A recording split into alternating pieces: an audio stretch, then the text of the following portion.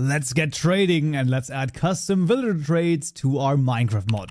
More in-depth topics for Minecraft modding available in the 121 modding courses linked below, covering writable and tameable entities, custom entity armor, and even custom entity inventories, among many more awesome topics. Alright, we find ourselves back in tutorial once more, and in this tutorial we're adding a custom villager traits to our Minecraft mod. Now you'll find that this is way more straightforward than one might think, because this all happens in the onInitialize method. So pretty much just at the bottom of your onInitialize method in your main class, in our case the tutorial mod class, we're simply going to, well, add our villager traits, and you'll see that this is very straightforward because we simply need to call the trade offer helper class, trade offer helper dot, and you can see we have the register villager offers and also the wandering trade offers. We're going to first of all do the villager offers right here.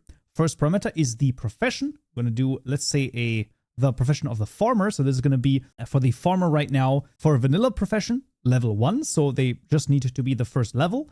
And then I'm going to, put in factories right here, and we can choose either of them. I'm just going to do the first one over here, factories, and then we're going to make this a method right here. So we're going to do the curly brackets, and inside we can then say factories.add, and then we can start typing an entity. You can see we get this factory suggested over here. We're going to autocomplete this with tab, then make a new trade offer, and this trade offer is going to look kind of like this. It's going to have a new traded item. This is going to be whatever you need to basically put in or give the trader in order for whatever to receive, basically. Usually this is an emerald. Let's say 3 emeralds. And then the trader is going to give you back an item stack of mod items.cauliflower, let's say, and let's say it gives you, I don't know, like 8 cauliflowers or something like that. You can use this 7 times. The merchant gets 2 experience, and then there's a multiplier of 0.04, and then we're just basically ending it with a semicolon.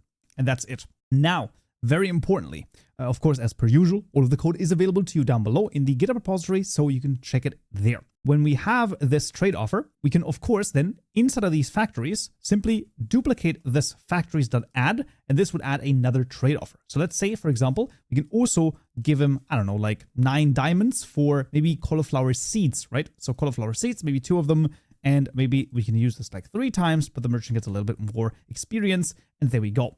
This would add these 2 different trades to the level 1 farmer. If we wanted to add it to the level 2 farmer, we can just simply duplicate this and then put in level 2. And then let's say, for example, add a different one. I don't even know. Do we have anything else that's kind of interesting? Let's say the honeyberries over here. For 12 of the emeralds, we get like, I don't know, 5 honeyberries. There's like 4 uses, and maybe we get like 7 experience. The farmer gets 7 experience, something like that. And that is now added to the second level. So far, this is pretty straightforward. Now, the crazy thing is, if we were to duplicate this again, because once you have this set up, we can just duplicate this. We can simply change the profession here to modvillagers.Kaupenjoe.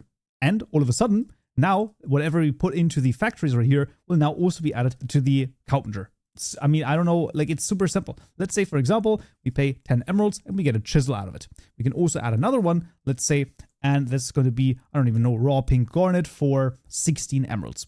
And once again, if you want to add second level trays, or basically the Kaupenjoe has to level up, then we can do the same thing. And here we can also change this to whatever we want, right? We can say, hey, you know what? This guy actually takes in mod items.pink garnet. And if you give him 16 pink garnets, he's going to give you, I don't even know what could be interesting, a tomahawk, right? Let's say, there you go. That would be crazy. Maybe a crazy amount of experience, something like that. So just when it comes to the numbers, of course, you can always change those to whatever you desire, and basically to whatever you want.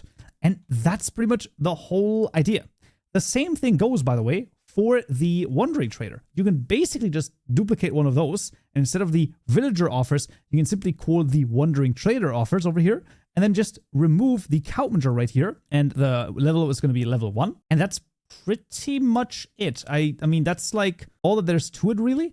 And yeah, I mean, that's kind of a whole deal. And that's going to add the trades over here. Nothing else needed. Of course, you can take this and you can basically, maybe put this into the mod villagers class and then call that method over here. But overall, that's basically how it works. And any changes to where the code lies or where the code is, you can of course do yourself as well.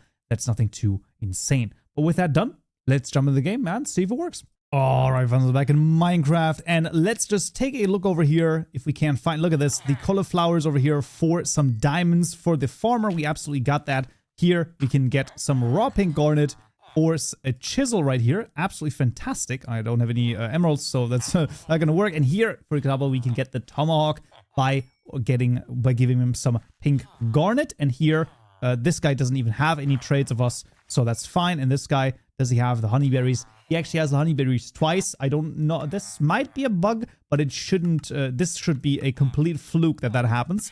But there you go. Oh, well, wait a second. We, of course, have the Wandering Trader, too. Let's just see if we can find something. Now, the pool over here is quite a bit bigger, so sometimes it takes a long time until you actually find the custom traits that you're looking for. And here we have it. So once again, here, the Tomahawk trait is in there for the Wandering Trader as well. And there we freaking go. So that's basically all we need. And that is custom trades added to villagers. Awesome. As per usual, all of the code is available to you down below, but that's going to be it for this tutorial right here. Next time in this video, we'll talk about spawning particles. Hope to see you there. So, yeah.